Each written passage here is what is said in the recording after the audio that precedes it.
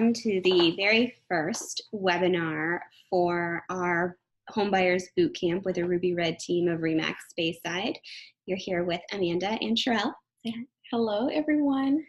And we just wanted to get started and get moving through the webinar. This is our very first one, so it's going to be kind of a general overview of the road to home ownership, starting well before you look at houses and taking you all the way through closing. So the home buying process, it is never a straight line. It is always kind of all over the place. There are many caveats that can come up, but we're going to take you through the main aspects of buying a home. And it obviously does not end with getting pre-approved. And I misspelled pre-approval. Well, oh. All right. So first we're going to talk about saving and the credit game. So this is obviously starting well before you're even starting to look for a house. You should be saving for the cost to buy a house. Buying a house isn't free, obviously. Some loans, like a VA loan, can have 0% down payment, which is super nice, but there are still closing costs, inspection costs, appraisal costs, earnest deposits, so many other things that can be your out-of-pocket cost to purchase. So it's important to start saving now. A few things, closing costs are typically between 3 to 6% of the purchase price. So if you're purchasing a $200,000 home, you can expect to pay 3 to 6% of that to close on that home. Inspection, which we always recommend. It's not a requirement in buying a house, but it's definitely an important aspect to it. And I would say it ranges anywhere between $300 to $500, depending on the size of the house. You can also have special inspections. Let's say you're buying a pool home, you'll probably want to get a pool guy out there.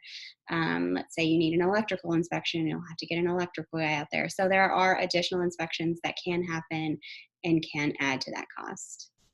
Appraisals typically run around $500 and most buyers pay for them. Sometimes you can find a lender that will pay for your appraisal, and if you do, you should go for it.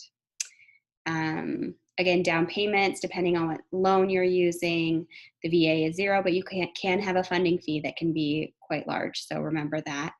FHA loans are usually between 3 to 3.5% down, and conventional loans can be up to 20% down, just depending on what program you are in. Next, we're going to talk about the earnest money deposit. Once you go on the contract, you definitely want to make sure you have your $1,000 saved. Usually it's 1% of the purchase price of the home, but we usually can negotiate $1,000. That's basically showing that it's a good faith deposit. Hey, I want this house and I will not back out of it. If by chance I do back out of it, the seller gets to keep the earnest money deposit. It's a good faith. Just 2 other notes. Typically, minimum credit score is a 580 is common for most loans. You can get a loan with a lower credit score, but you're going to have a higher rate. So it's always good to work on that credit. And your debt to income ratio is another factor that a lender will consider. And 43% debt to income is a common ratio or a common percentage for most lenders. So if you have above 43% debt to income, you might want to start working on paying down your debts before you qualify.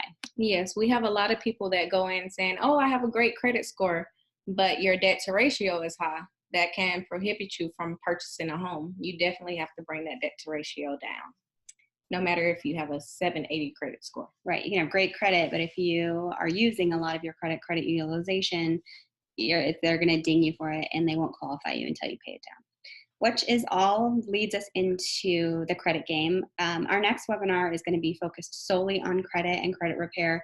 So we'll definitely go more in depth on this in the next webinar next month. But just understand that your credit score is a game. The credit game is based off of the few factors. You can see how FICO breaks down a credit score right here. Amounts owed and payment history, so utilization and payment history, are the 2 most important factors that affect your credit score. So be super mindful of how you're spending and making sure you're paying your bills on time, because that is what's going to truly make a difference in your credit score going up or down. And make sure you monitor your credit. A lot of people just go get beside themselves and forget, hey, you definitely have to monitor your credit. You don't know what can happen. Someone can steal your identity and and jack up your credit and you don't even know it. So it's good to have an app out there that you can constantly monitor your credit. Yeah, Credit Karma is an easy way. I mean, it's maybe not always the most accurate representation, but it's a good way to keep in mind. Most of your credit cards now offer free credit score monitoring. So definitely keep up with your score and see what's happening. And banks also. So the next step after you've saved some money and you've been working on your credit to make sure that you're in that 580 or above credit score and you're paying down your debts is the pre-approval and budgeting for a home process. So pre-approval and pre-qualification are two different things. And this was a video that's now not working. Don't understand why. But basically the difference is a pre-qual is if you're not really that serious about buying a home, but you just want to know if you can, or if you have things to work on for your pre-qual. So that's going to be just a basic credit check, and they're going to ask you a few questions, just how much money do you make? That's really it. You're not really going to give them any kind of documentation as far as proof of assets or verified income or anything like that. You're just telling a lender what you make, and they're going to draw a conclusion and say, yeah, you're pre-qualified for probably this amount. Pre-approval is what you want to do if you're really serious about buying a house and if you're ready to make an offer on a house. If you're pre-approved, it cuts that time frame in half for processing your loan. So they're going to collect all of your information, your employment verification, credit check, proof of assets, verified income, and you're going to start your mortgage application early. This is all good things to do, even if you haven't found a house yet, because it's going to make your approval process super quick, and B, it's going to cut that closing time frame in half, so you can actually get into your home sooner if you have all of this done and to your lender earlier. And another thing about pre-approval and pre-qual, we definitely don't want to waste each other's time. So it is a must. If you're ready to purchase, definitely go talk with the lender. If you don't have any, you can definitely come to us, and we have great lenders that can work with you guys. But you definitely want to try to get pre-approved or pre-qualified so you can know what range you're in. Exactly. Okay, so a budget. A lot of people think of a budget as just your house payment or how much you qualify for to buy a house. Like, oh, I qualified for a $250,000 house. That number is important, but what's more important is your monthly budget. And especially here in Florida, where we have CDD fees, along with HOAs, your homeowner's insurance, your mortgage insurance, property taxes, and your principal loan payment and interest, these are all factors that affect how much you're going to end up spending monthly. And honestly, that number is more important to us to make sure that you're comfortable with your monthly payment more than how much you budgeted for a house. So just understanding that there's a lot that goes into your mortgage payment, and there's a lot of things that can drive that mortgage payment up, even though the house value, a $250,000 house with CDD fees, is going to be more expensive than a $250,000 house without CDD fees. So just knowing that and going in and really understanding all the things that can affect your monthly payment and what you're comfortable with are super important to talk to your lender about. And you can also, talk to us about it. Okay, number 3, home needs versus home wants. This is a huge one. So you've already gotten your pre-approval, you've already gotten your budget, and now it's time to maybe start looking for homes. I always suggest before you start looking for homes, sit down with your spouse or your cousin or your mom and dad or whoever is helping you in the process, or whoever will also be partaking in the process of home buying with you, and make a list. Make a list of things that you need, absolutely, and make a list of things that you want, absolutely. There's a lot of different things that come along with home buying, and there's a lot of different options out there now for homes. So it's important to take into consideration the things you want versus the things you need. So I always say pick your top 5. Top 5 needs, top 5 wants. And these may change as you actually see homes. But, is school district important? Is your commute important? Is your location? These are needs. Like, some people are absolutely like, I will not live outside of this certain area. Okay, that's something we need to know. That's a need, so we don't waste our time looking outside of the area. wants are a little different. You may want a pool. Do you need a pool? Probably not. But we may find a home that doesn't have a pool that suits every other one of your needs.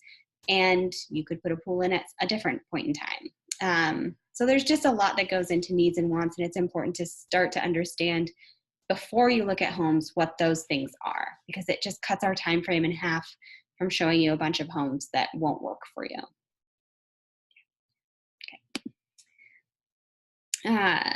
Starting the search. Obviously, there's so many avenues to search for homes right now. I mean, you can find homes online all day, all night. Zillow, Realtor, Trulia, Redfin, everywhere. They're helpful, but we as your agents are your biggest asset in your home search, because we're going to set up a specified targeted search for the things you want in a home. And the homes that we're going to send you are hitting the market right away. So a lot of times with these third-party vendors like Zillow and Trulia, those homes that you're seeing, they don't hit the market, or they hit the market right away, and then it takes maybe a day or 2 or 3 for them to hit Zillow or Trulia. So they're actually running behind a timeline where we can get these homes to you immediately so that you're not missing out on something great. So we always try to set up at least on the phone or an in-person consult to set up your search for you, so that we can go through all of the different options and make sure that we're doing a targeted search and we're not wasting, your time and sending you homes that, you really aren't very interested in.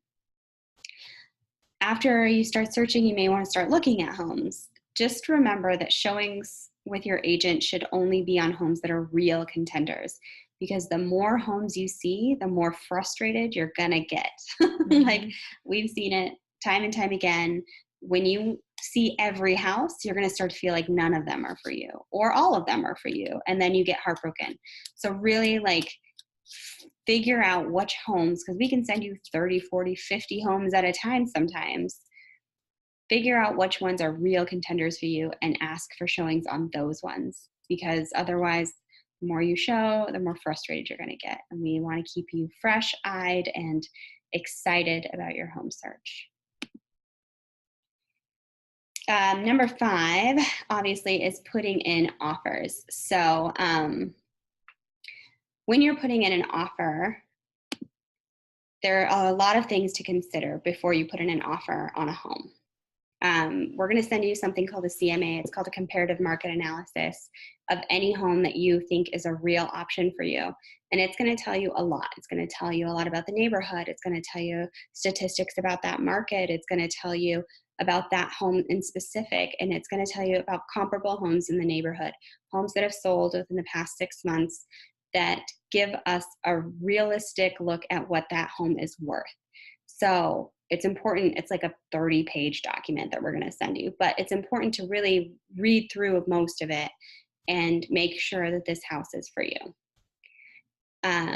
If you love the home, make a good offer. Mm-hmm. That doesn't mean that it has to be a full price offer all the time, but let's strategize and make sure it's an offer that makes sense to you, and it's an offer that will hopefully win you the house, because Tampa Bay is an incredibly competitive market for homes, especially if those homes are under $300,000.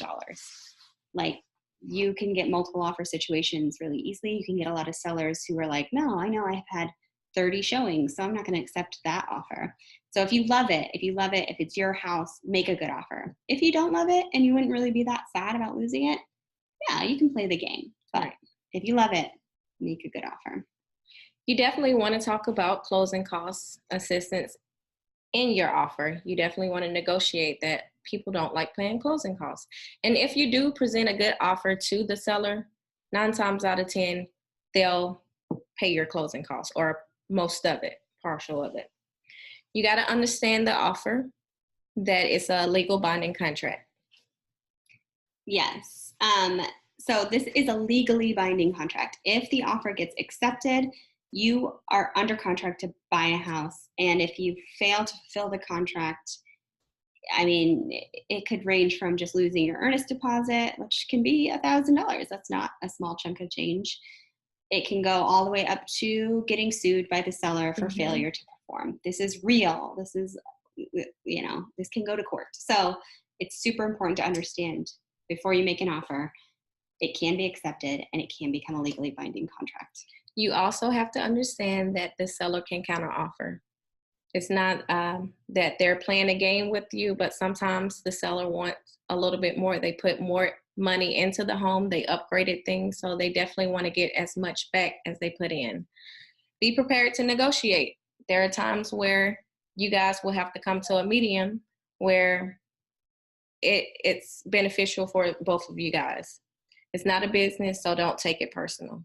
Yeah, it's all business. Real estate is business, and I know we can get personally attached to homes or to deals, but I always try to keep you guys in the mindset that this is a business transaction, not a personal transaction. And so don't get offended easily if they want to negotiate with you, and just listen to us as your agents, and we're going to not steer you wrong.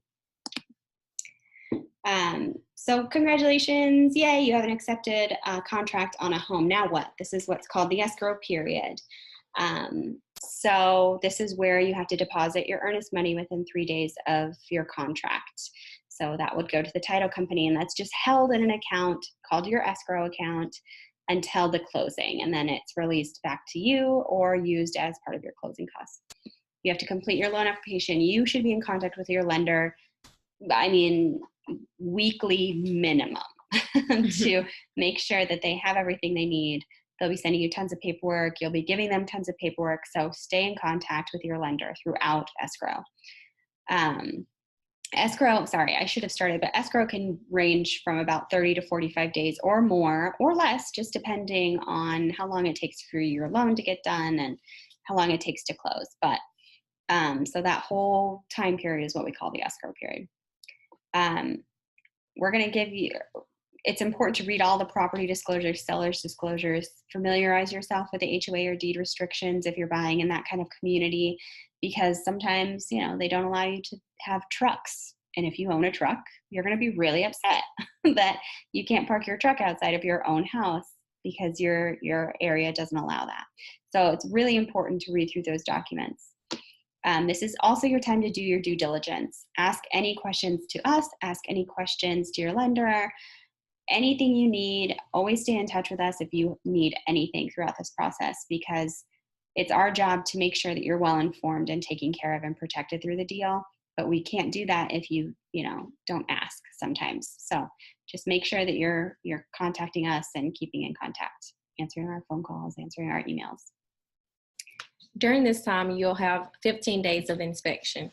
That's the maximum, unless we go with the other agent and say, hey, we need an extension. But you have 15 days. Basically, you get an inspector come out to the home. Any repairs that need to be done, we negotiate back with the seller's agent. Hey, we need this fixed. Let's say they don't want to fix a roof or replace a roof. During those 15 days, you are covered. You can back out. If they don't want to fix it, you can back out. Hey, get your money back because you're under, that period, that inspection period. And it's also important to know that the inspection is for you. It's not for the seller. So you pay for the inspection. The inspection is so that you're buying a safe home. Now, if there are things that come on inspection that are health or safety related, like mold or electrical issues that could cause the house to burn down, those are definitely serious issues that we would address with the seller. If they are cosmetic things, or just you would prefer to have a certain way, like I would prefer to have the AC serviced, I'm going to tell you probably 8 times out of 10 they're going to say no. So just remember, the inspection is for you, unless it's a health and safety related issue. After the inspection, you'll keep doing your paperwork through your lender, and once they get to a certain point, they're going to schedule your appraisal. So the appraisal is basically the bank's inspection of the property. The appraiser is going to come out, inspect the property, make sure that it's in good condition for the bank, because the bank is who's purchasing the property. They're also going to do what we did on a bigger level, which is appraise the house or run a CMA and make sure that the house is priced appropriately, and that the bank should buy it for that price. So just know that comes typically midway through the escrow period. once the appraisal is done, hopefully it comes back good. It can come back really good, and you can get a property for under appraised value, which is always nice because you have um, some money in the bank for that house. Sometimes the appraisal can come back low, and that can be a tough day. It can mean that we have to renegotiate with the seller on the price. So just know that it can come back high, low, or great. And just know, if you really like that house and it does come back where it's appraised low, the bank will not cover that cost. So you will have to cover that cost out of your own pocket. If not, then, and they don't want to negotiate and you don't want to pay the money, then exactly find another house. So basically, like if we went under contract to purchase a house at $200,000 and it came back and appraised for $195,000, that's $5,000 that either we have to negotiate down with the seller, or if they refuse to negotiate down, if you want to keep the house, you would have to come up with $5,000 at closing to bridge the gap between the appraised value and what you're buying it for. So just keep that in mind. And then we move on to closing. Yay! This is it. This is the end. Pre-closing is usually the week or two before closing. Your lender will send you a clear to close, which we all love to hear. Pre-closing disclosure from the lender. That's going to go over all of your lender's fees, all of the info about your loan. That should be sent out at least 3 business days before closing. So if we haven't gotten that 3 days from the scheduled closing, we're gonna have to move the closing date typically. So we'll also do a pre-closing walkthrough of the property, and you'll be needing to wire transfer any kind of monies that are due at closing, because typically the title company won't take anything over like a couple $100. So if you have to bring, $4,000 to closing, you're gonna need to wire that minimum 24 hours beforehand. Otherwise, that will push closing out late. The day of closing, just take your time, be happy, be prepared. Make sure you bring your ID. Don't be in a hurry. Just enjoy that day. That's one of the biggest days of your lives. You're closing. You're making a big purchase. So enjoy it. It's going to be heart pounding, but definitely take your time. Make sure you have everything and come to closing. And we'll be there with you to make sure that all of the documents reflect everything that we negotiated and that we knew you were promised during the sale of the house. Sometimes closings can take up to 2 hours, especially on new construction. So it's just something to keep in mind. Don't be in a hurry. Get childcare. It can be a little more stressful when there's little ones. So, if you have that option, that's a good time to do it. So, but that's really it, you guys. That's from start to finish, the basics of the whole process. And as Bootcamp goes, we will be talking more and more about home ownership and just the whole process and where it all goes. So y'all, if you have any questions, you're welcome to email us or text us. You have our numbers. Other than that, we look forward to hopefully meeting all of you at our event, which is March 23rd. You'll be getting an email about it, but you can get your tickets now on Eventbrite. And it's going to be super fun. It's going to be tacos and margaritas. Our credit repair person, it's more like a mingle event. So it's not going to be like, us sitting you in a classroom and teaching you stuff. It's more just to meet people and enjoy, talk to us, talk to the credit repair. We're going to have some fun giveaways and just have a general good time. We're helping you to get to the place where you want to be, purchasing a home. So you have the questions, make sure you write them down so you won't forget. We're here to help you. Yay. Well, it was so great, sharing a little bit of knowledge with you guys, and we look forward to the next couple months as we get to do this more and more for more and more of you. Have a great night.